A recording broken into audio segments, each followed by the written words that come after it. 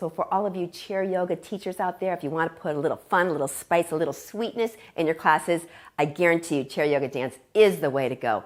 It's accessible to everybody. My wheelchair yogis just love it. And it's just the most fun and wonderful experience I've ever had as a yoga teacher. And I hope you enjoy it just as much as I do. I'm going to share my love and passion for it, and I think you're going to get just as excited as I am.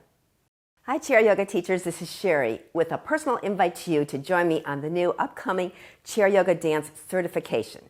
Now, why am I doing the certification program? Well, I think all of you know by now that I'm loving this chair yoga dance. And thank you so much, Olga Danilovich in Toronto, for really instilling that passion for this chair yoga dance in me, that I can share such joy with all of my students and with you, fellow teachers, as well. So here's what the program is going to entail. I'm going to take you from ground zero to a full-on chair yoga dance, and maybe even a full chair yoga dance class, where we bundle in lots of chair yoga dance in an hour or even a 30-minute time frame. So here's what we'll be covering in the training program. First and foremost, song selection. The most important thing. It's got to be something that touches you personally, right?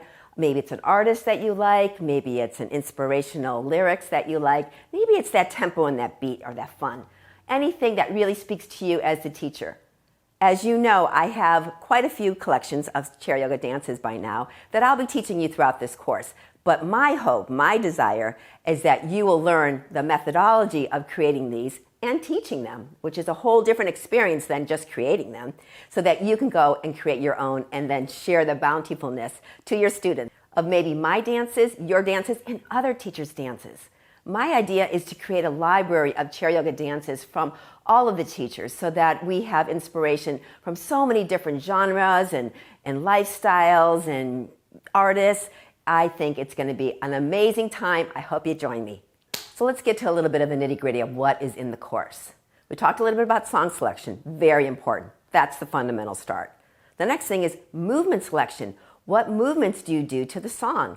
It's really an important thing for you to sit down with the song, make sure that it's speaking to you. You know, this is the song for the dance that you want, and start to think about the movements, right? Start to think shoulder movements, hand movement, foot movements, back movements. All of those, the same concepts that you got in the chair yoga training program, we blend those right into the chair yoga dance program. We try not to overuse a body part too much because that will get tiresome, and hopefully we don't want to cause anybody any harm or injury, of course. So movement selection is very, very important. Do you want it to be a standing dance or a seated dance?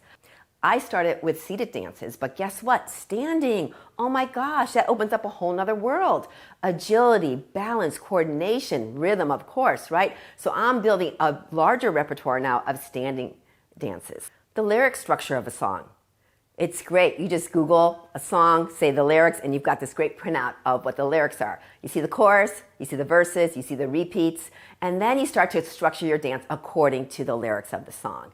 So the very first thing I do is print out the song lyrics, and I start to go over where the patterns are, right? So think about a pattern.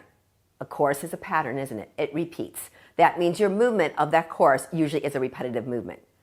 And then we'll talk a little bit about patterns in themselves within the dance, right? We don't want to have so many different patterns that the student's going to be like, oh my gosh, I can't keep track of this, right? So what I try to offer is patterns and movements that are progressive, right? So they build upon each other. Maybe we start with one foot out, one hand and one foot out, both hands out with that one foot, and on and on. So those are more progressive movements, right? Progressive movements are a way we build confidence in our students to maybe take one extra little step and make it a little bit more challenging for them. If they don't have good balance, if their coordination or just the movements seem a little bit out of their range, then they stay with the initial sequence that you offered them. So that's why progressive movements are very important in chair yoga dance. And also just repetitive patterns. It doesn't always have to be progressive. Most of the time the choruses are repetitive patterns, and they usually happen 2 or 3 times in a song. So that means we look at the verses. The verses where we get to be super creative, right? I also look at the lyrics. Like, are there words in there that we can mimic using certain motions, right? There's a lot of happy songs, so this is always my happy movement, right? There's songs like they say no and never, and we do things like this, right? So there's always kind of movements that you see that match with words that are kind of common throughout some of your songs. And then we got to practice, practice, and practice. Yes, I practice a lot. I'm going to actually show you a little bit of my practice sessions so you can see. Practice makes perfect, right? And the first time you choreograph a song, it's probably not the way, right? I have a fellow teacher that tells me she does a lot of her choreography of her dances while she's driving. I admit, I do the same. I crank up that song, I'm like sitting in traffic and I'm just kind of thinking about the moves in my head. So there's so many different ways we can practice without actually physically doing the practice. And what I notice, sometimes a song you thought was a seated song turned out to be a standing song. And that's the one I'm going to demonstrate to you shortly. So you'll see I started seating, I'm thinking, no, this is a standing song, and I'll tell you the reason why, a very important reason why, which is a safety reason. So once you've got your dance, you think you got it, you think you got your moves, now you have to teach it to the students. This is where it gets super tricky. I've seen a couple of teachbacks where student teachers have incorporated a dance in their teachback class. And they would spend almost 15, 20 minutes on the movements of the dance until you finally get to the dance. And it's like, oh my gosh, half the class, 15 minutes of the class was spent on just the dance moves.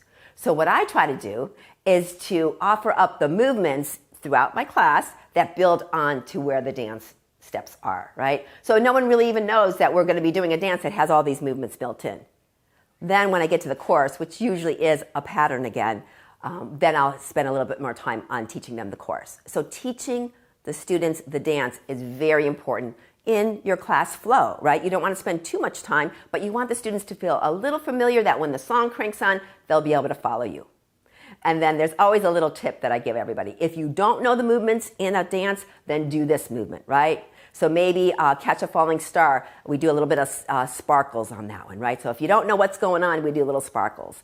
And the one with Justin Timberlake, when we go Can't Stop the Feeling, maybe it's just party, party, party, right? So you kind of give them that little lighthearted approach. So don't worry if you mess it up, right? You'll just have a lot of fun dancing with us.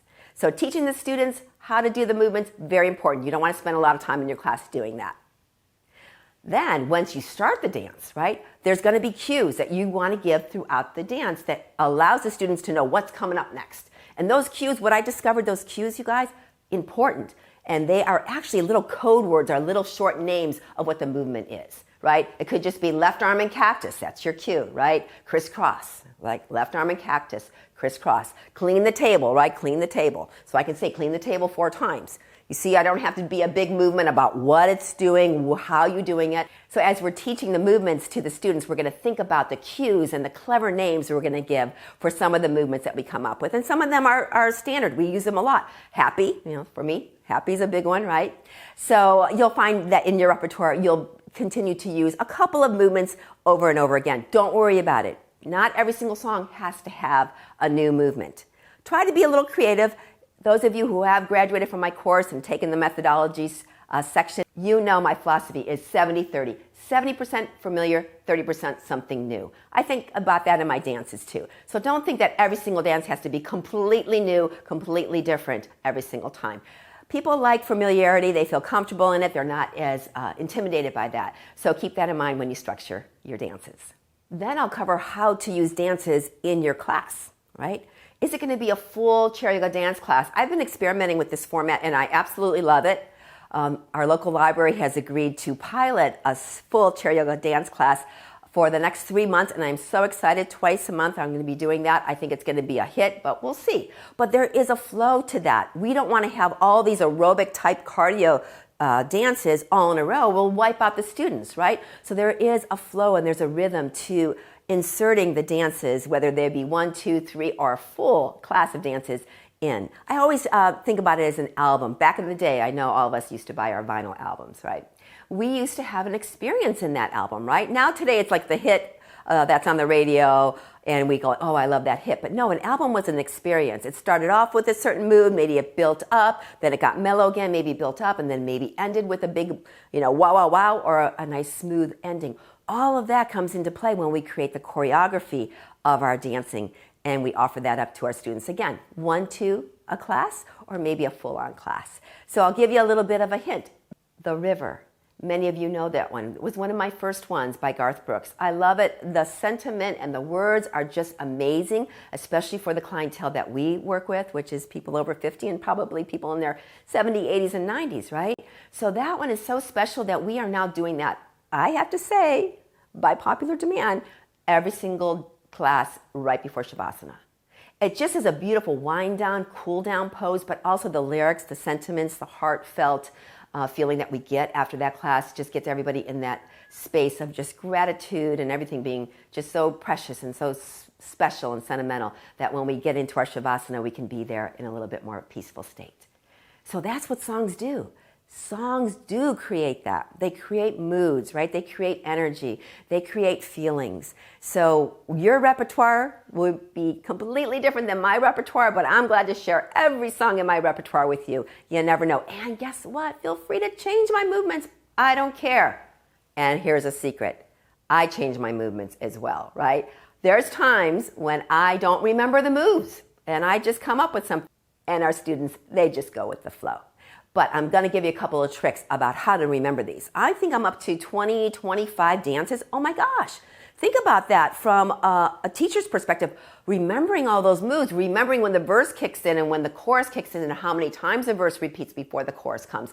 All of those. I'm going to give you some really good codes in terms of how to keep track of that. How many beats, how many 4 counts, how many 8 counts, so that you're going to get an understanding of how modular these dances are built, so that when you look at the dance, you know it's going to be Forever Young by Rod Stewart. You're going to know the little bit of the anomaly in that dance and then the regular patterns, the verses and the chorus. And I really have to tell you this, there is usually an anomaly in every single song that we come up with. It's never like verse, chorus, verse, chorus, verse, chorus, done. No, there's always some weird episode of things going on. So that's where you have to be a little creative. Of what do you do for the filler in those little anomalies? So for all of you chair yoga teachers out there, if you want to put a little fun, a little spice, a little sweetness in your classes, I guarantee you chair yoga dance is the way to go. It's accessible to everybody. My wheelchair yogis just love it. And it's just the most fun and wonderful experience I've ever had as a yoga teacher. And I hope you enjoy it just as much as I do. I'm going to share my love and passion for it, and I think you're going to get just as excited as I am. Thank you so much.